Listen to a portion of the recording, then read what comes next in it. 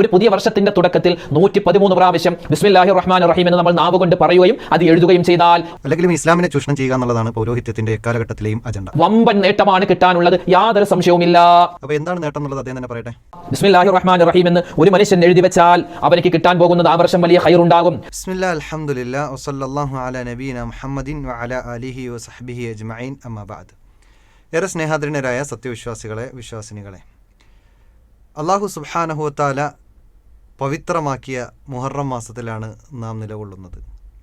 മുഹറം മാസം അല്ലാഹു സുബ്ഹാനഹു വ തആല 12 മാസങ്ങളെ അല്ലാഹു നിശ്ചയിക്കുകയും അതിൽ 4 മാസത്തെ തിരഞ്ഞെടുക്കുകയും അതിൽ മുഹറം എന്നത് പവിത്രമാക്കുകയും ചെയ്തിട്ടുണ്ട്. ആ 4 മാസത്തെയും പവിത്രമാക്കി മുഹറം അതിൽ ഉൾപ്പെട്ട ഒരു മാസമാണ്. ഈ എക്കാലഘട്ടത്തിലും നമ്മുടെ ഒരു വിഭാഗം ആളുകൾ, ബിദ്അത്തിൻ്റെ പുത്തനാശയക്കാരുടെ അവരുടെയൊക്കെ പ്രവർത്തനങ്ങൾ ഇത്തരം അല്ലാഹു സുബ്ഹാനഹു വ തആല പവിത്രമാക്കിയ ദിവസങ്ങൾ, മാസങ്ങൾ അല്ലെങ്കിൽ ഏതെങ്കിലും സമയങ്ങൾ അതിനെയൊക്കെ പുത്തൻ ആചാരങ്ങൾ കൊണ്ടുവന്ന് ഇസ്ലാമിലുള്ളതോ ഇല്ലാത്തതോ ആയതൊക്കെ കടത്തിക്കൂട്ടി അതിനെ കലർത്തി പിന്നെ അതിൽ നിന്നൊരു ബിസിനസ് പോലെ കാണുകയും അതിൽ വലിയ പോരിശ ഉണ്ടാക്കുകയും ഉണ്ട് എന്ന് പറയുകയും പ്രചരിപ്പിക്കുകയൊക്കെ ചെയ്യുന്ന ഒരു പ്രവണത ഇവർക്കിടയിൽ വ്യാപകമാണ്.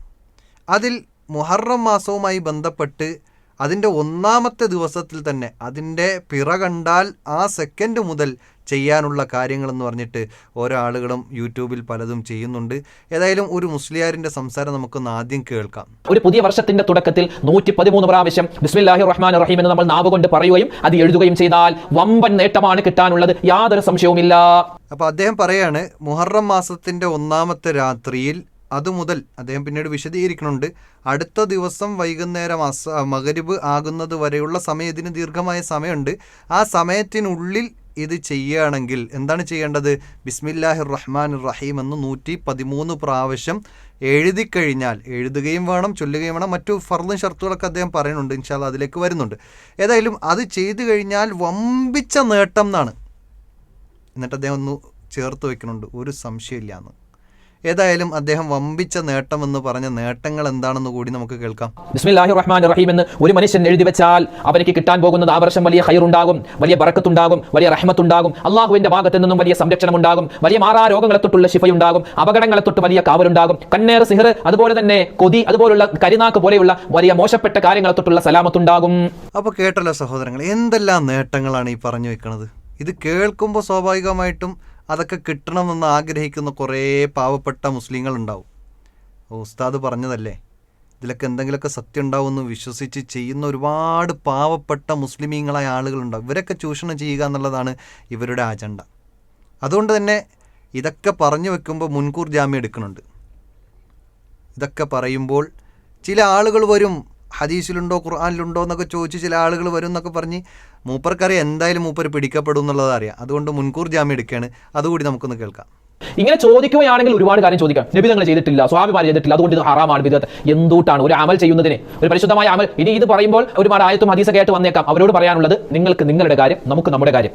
ഓക്കെ, അദ്ദേഹം മുൻകൂർ ജാമ്യം എടുത്തിട്ടാണ് എല്ലാത്തിലും പിന്നെ ഈ ബിദ്അത്തുകൾ തുടങ്ങുന്നതെന്ന് തന്നെ നമുക്ക് മനസ്സിലാക്കാൻ സാധിക്കും. ഏതായാലും അദ്ദേഹം പറയണേ, എന്തുട്ടാടാ ഇത്, ഒരു നന്മ ചെയ്യുന്നതിനെ മുടക്കുന്നു. ശരിക്കും നന്മ ചെയ്യുന്നതിനെ മുടക്കുന്നതാണോ ശരിക്ക് ഇത്തരം ബിദ്അത്തുകൾ കൊണ്ടുവരുമ്പോൾ അത് പ്രവാചകൻ പഠിപ്പിക്കാത്തതാണ് എന്ന് പറയുന്നതിലൂടെ യഥാർത്ഥത്തിൽ നന്മ മുടക്കലാണോ ചെയ്യുന്നത്? യഥാർത്ഥത്തിൽ ഈ ധർമ്മം നിർവഹിക്കുന്നതിലൂടെ പ്രവാചകൻ സല്ലല്ലാഹു അലൈഹി വസല്ലം താക്കീത് ചെയ്തതിനെ ഓർമ്മപ്പെടുത്തുകയാണ്. എന്താ പ്രവാചകൻ പറഞ്ഞത്? പ്രവാചകൻ സല്ലല്ലാഹു അലൈഹി വസല്ലമയുടെ ആവർത്തിച്ചുള്ള സംസാരങ്ങളിലും ഏറ്റവും അവസാനത്തെ കഅന്നഹാ മൗഇലതു മുവദ്ദിഇൻ, ഇതൊരു വിടവാങ്ങുന്നവൻ്റെ സംസാരം പോലെയുണ്ട് എന്ന് സ്വഹാബത്തിന് മനസ്സിലാക്കി അവിടെ സ്വഹാബത്ത് ഇടപെടാൻ. സ്വഹാബത്ത് ചോദിച്ചു, ഔസിന റസൂലേ, ഞങ്ങൾക്ക് ഉപദേശം നൽകിയാലും.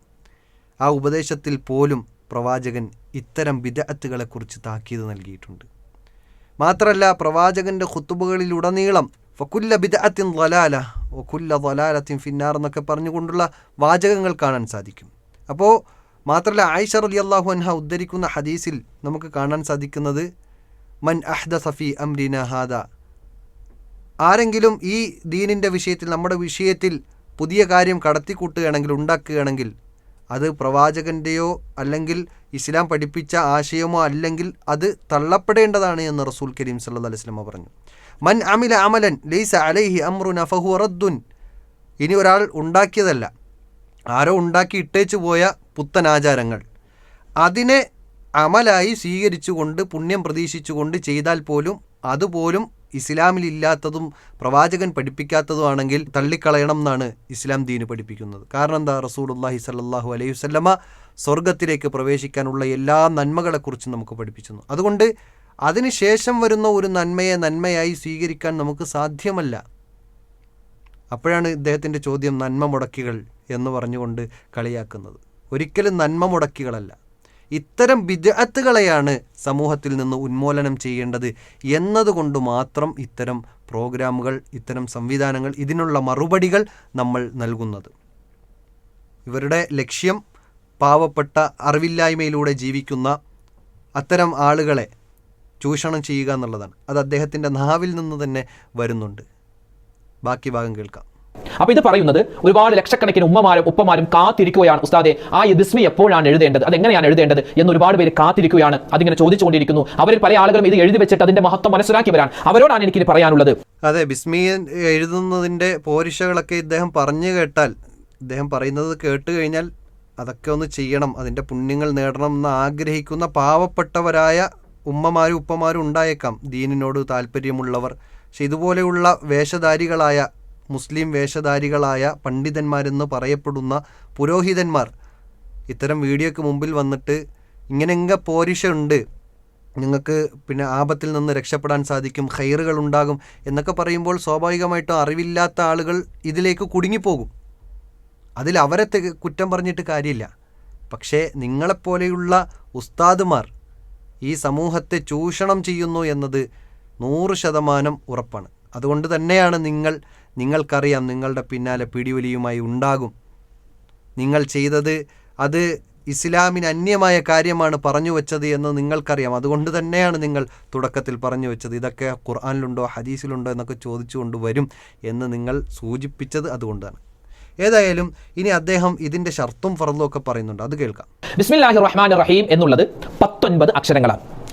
അപ്പോൾ ശ്രദ്ധിക്കുക, ബിസ്മില്ലാഹിർ റഹ്മാനിർ റഹീം എന്നത് 19 അക്ഷരങ്ങളാണ്. ഇനി അത് എഴുതേണ്ട രൂപം, ശൈലി, സമയം ഇതെല്ലാം കൃത്യമായി പറയുന്നുണ്ട്. ശ്രദ്ധിച്ച് കേൾക്കുക. മുഹറം മാസത്തിന്റെ പിറ കണ്ടു എന്ന് നമുക്ക് അറിയാൻ സാധിച്ചാൽ അന്നത്തെ ആ മഗ്‌രിബ് നിസ്കാരത്തിന് ശേഷം നമുക്ക് ഇത് എഴുതാൻ തുടങ്ങാം. അങ്ങനെ മുഹറം മാസത്തിന്റെ രാവ് തൊട്ട് തുടങ്ങി മുഹറം മാസത്തിന്റെ 1-ാമത്തെ പകൽ അവസാനിക്കുന്ന മഗ്‌രിബിന്റെ സമയം വരെ നമുക്ക് ടൈം കിടക്കുകയാണ്. ആ ഒരു ടൈമിൽ ഏതെങ്കിലും ഒരു സമയത്ത് നമുക്ക് എഴുതിയാൽ മതി. എഴുതുമ്പോൾ ഖിബ്ലയിലേക്ക് മുന്നിട്ടിരിക്കുക, വുളൂ ഉണ്ടായിരിക്കുക, ഒരു മടിയും അലസതയും ഉണ്ടാവാൻ പാടില്ല. ആരുടെയും നിർബന്ധത്തിന് വഴങ്ങിയല്ല എഴുതേണ്ടത്. നല്ല നിയ്യത്തോടു കൂടി എഴുതുക. എഴുതുന്ന സമയത്ത് ഓരോ ബിസ്മില്ലാഹിർ റഹ്മാനിർ റഹീം എഴുതുമ്പോഴും ബിസ്മില്ലാഹിർ റഹ്മാനിർ റഹീം എന്ന് പറഞ്ഞ് നാവ് കൊണ്ട് പറഞ്ഞിട്ട് എഴുതുക. ഈ കാര്യങ്ങൾ പ്രത്യേകം ശ്രദ്ധിക്കണം. ആരുടെയും നിർബന്ധം ഒന്ന് എഴുതരാ എന്ന് ഉമ്മ പറഞ്ഞതിന്റെ പേരിൽ എഴുതേണ്ടത്. നമ്മൾ ഇതിന്റെ മഹത്വം മനസ്സിലാക്കി സ്വന്തമായി നമ്മൾ എഴുതുക. പ്രത്യേകിച്ച് എൻ്റെ വിദ്യാർത്ഥികളോട്, എൻ്റെ വിദ്യാർത്ഥിനികളോട് പറയാനുള്ളത്, നമ്മുടെ പഠനത്തിൽ ബറക്കത്തുണ്ടാവണം എന്നുള്ള, എനിക്ക് ഉന്നതമായ മാർക്ക് കിട്ടണം, എനിക്ക് ഉന്നതമായ പദവികൾ കൈയടക്കണം എന്ന് നല്ല നിയ്യത്ത് നമ്മുടെ മനസ്സിൽ വെച്ചിട്ട് ഇൻഷാ അല്ലാഹ് എൻ്റെ ഓരോ കൂട്ടുകാരും ഓരോ കൂട്ടുകാരിയും ഓരോ സഹോദരനും സഹോദരിയും അവരിത് എഴുതി വെച്ചാൽ നിങ്ങൾ പഠിക്കുന്ന ആ റൂമിൽ, നിങ്ങളുടെ റൂമിൽ ഇത് എഴുതുകയും അത് ഷോക്കേസിലോ അല്ലെങ്കിൽ നിങ്ങളുടെ റൂമിന്റെ ഷെൽഫിലോ ഒക്കെ ആയി ഒട്ടിച്ചു വെക്കുകയോ അല്ലെങ്കിൽ സൂക്ഷിച്ചു വെക്കുകയോ ചെയ്താൽ, ഒരു ബിസ്മില്ലാഹിർ റഹ്മാനിർ റഹീം എന്ന് എഴുതുന്നതിന് എന്തുമാത്രം ഷർത്തും ഫർളുമാണ് അദ്ദേഹം പറയുന്നത്. ഇസ്ലാം പഠിപ്പിക്കാത്ത കാര്യങ്ങൾക്ക് ഒരുപാട് വൈരുദ്ധ്യങ്ങൾ ഉണ്ടാകും എന്നുള്ളത് 100% ഉറപ്പാണ്. അതിന് ന്യൂനതകളും പോരായ്മകളും ഉണ്ടാകും.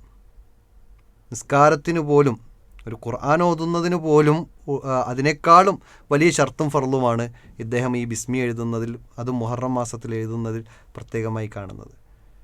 ഏതായാലും അതിൻ്റെ അവസാനത്തിൽ കുട്ടികളെ കൂടി ചാക്കിലിടുന്നുണ്ട്. മക്കൾ പഠിക്കുന്നത്, പഠനത്തിൽ വലിയ മികവുണ്ടാവാനും ഒക്കെ ഇത് എഴുതി വെച്ചാൽ, അത് ഷെൽഫിൽ ഒട്ടിച്ചു വെച്ചാൽ, ഷോക്കേഴ്സിൽ വെച്ച് കഴിഞ്ഞാൽ വലിയ പഠനത്തിലൊക്കെ വലിയ മികവുണ്ടാവും എന്നൊക്കെയാണ് അദ്ദേഹം പറഞ്ഞു വയ്ക്കുന്നത്. ഏതായാലും ഇത്തരം ആത്മീയ ചൂഷണങ്ങൾ നമ്മൾ ഗൗരവത്തിൽ കാണേണ്ടതുണ്ട്. കാരണം റസൂലുള്ളാഹി സ്വല്ലല്ലാഹു അലൈഹി വസല്ലമ ദീന് പൂർത്തീകരിച്ചിട്ടാണ് ഇവിടുന്ന് പോയിട്ടുള്ളത്. ആ ദീനിൽ ഇനി ഒന്നും കൂട്ടാനുമില്ല കുറയ്ക്കാനുമില്ല.